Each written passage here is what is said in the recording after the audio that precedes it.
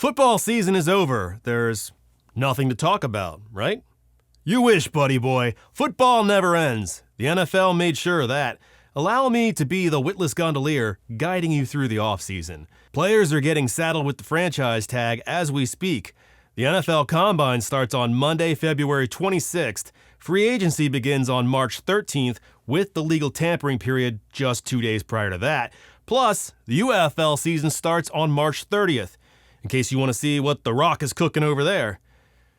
Meat. That's my guess. Piles of meat.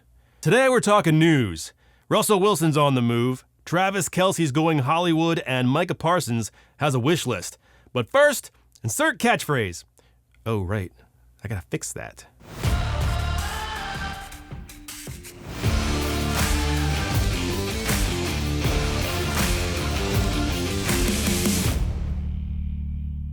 Welcome to Shut Up Football. I'm Jeff Stoltzfus, that's Kevin, and this is Barely News. Tight end Jimmy Graham is going to row across the Arctic Ocean. That's right, I said row, like with paddles and shit. He'll be part of a 4-person team including former USA rowers and a former Navy SEAL. Why would he do such a thing when televisions and sofas exist? For charity. They'll row 1,000 kilometers from Norway to someplace I can't pronounce. Jimmy gets to be the navigator. They'll row 24 hours a day and sleep in 2-hour shifts. But it gets better. There's no darkness. Based on the time of year and the Earth's delicious tilt, it's non-stop daylight. A bitch for those short naps, but on the plus side, no vampires. They hope to set a world record, which means doing it in less than 15 days. Graham will also become the first black person to row a polar ocean. Although, it's set for July of next year, so if another black person wants to beat him to the punch, there's plenty of time left. They just need a lot of means and a history of impulsivity. But I can't think of anybody. That would make it a bipolar ocean. If you found yourself in the theater last year watching Oppenheimer or something else fun and thought, this is good, but it needs more Travis Kelce, good news. Travis Kelce is going Hollywood. According to The Wrap, which is a thing I guess, he's currently considering movie roles, developing unscripted shows, and exploring comedy opportunities. He's already produced an indie film and a documentary, which I assume is about the origins of chest bumping. I, for one, am excited to see Travis Kelce take a stab at the movie business. Travis Kelce could be the next O.J. Simpson. No. Show optimism, Jeff. Travis Kelce is the next O.J. Simpson.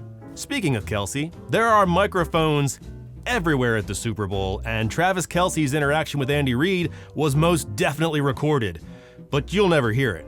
According to mysterious unnamed sources, my favorite kind, the Chiefs have asked NFL Films to bury the film, which I'm sure is just an idiom. They're not actually going to bury it, but I like the idea that it could someday trigger a treasure hunt. What the heck is going on with Adrian Peterson? If you haven't heard the news, AD is broke. Or is he? He made over $100 million in the NFL, but a recent online auction house was found hawking his awards and trophies. This caused many to speculate he's in financial poo-poo, something Peterson went online to personally refute. I want to clarify recent rumors and media reports. An estate sale company without my authorization included some of my trophies in the sale, despite clear instructions to leave personal items untouched. I did not authorize the sale of any of my trophies, and I will be taking legal action. Trusting this company without supervision was my mistake. We allowed them to go into several of our storage units with clear instructions. They clearly did something unlawful. I want to emphasize that I am financially stable. It would never sell off my hard-earned trophies. And if I was going to sell them, I know people. So to recap, Peterson's doing fine and would never sell his trophies, but if he did, he knows a guy. Big media, you jerk. What do you have to say for yourselves?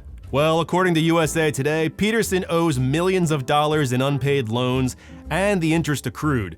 He used the loans to pay off other loans. Solid strategy there, no notes. There's a suit against him to seize assets to repay the loan. He's been fighting it by transferring ownership of certain assets to his wife. So, financially speaking, a couple of multi-million-dollar speed bumps, but the current dispute over selling his trophy sounds more like a custody battle. Good news if you're a fan of Deshaun Watson, and I know at least 26 people who aren't. He's set to resume throwing next month.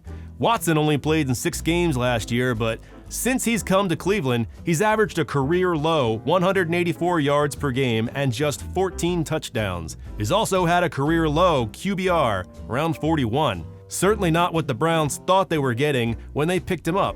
Assuming I can read words good, Watson is set to make $46 million base salary this year, with a cap hit of almost $64 million and a dead cap value of over $200 million. That's a lot of cheddar for not a lot of mouse. It will be interesting to see what, if anything, the Browns will do with him after being outplayed by a 39-year-old Joe Flacco.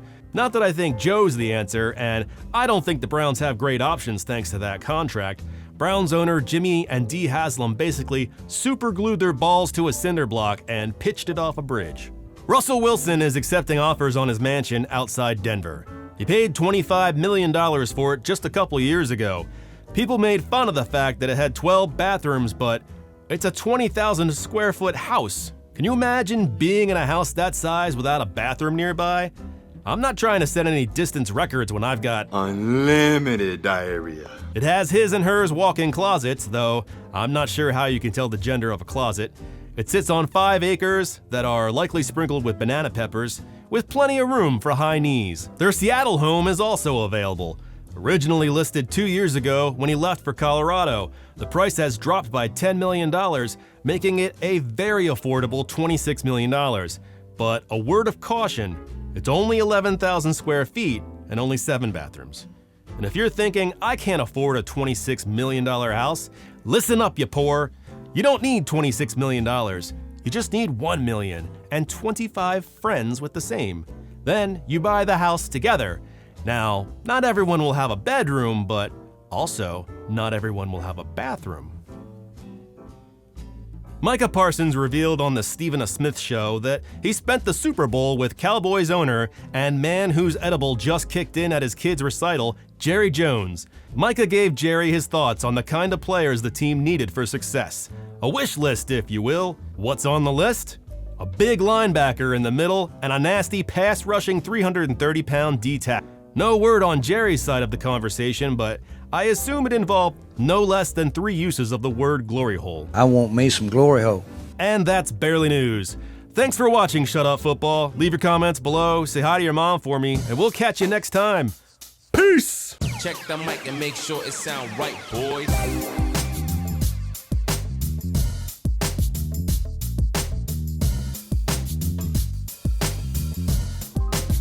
It sound right, boy.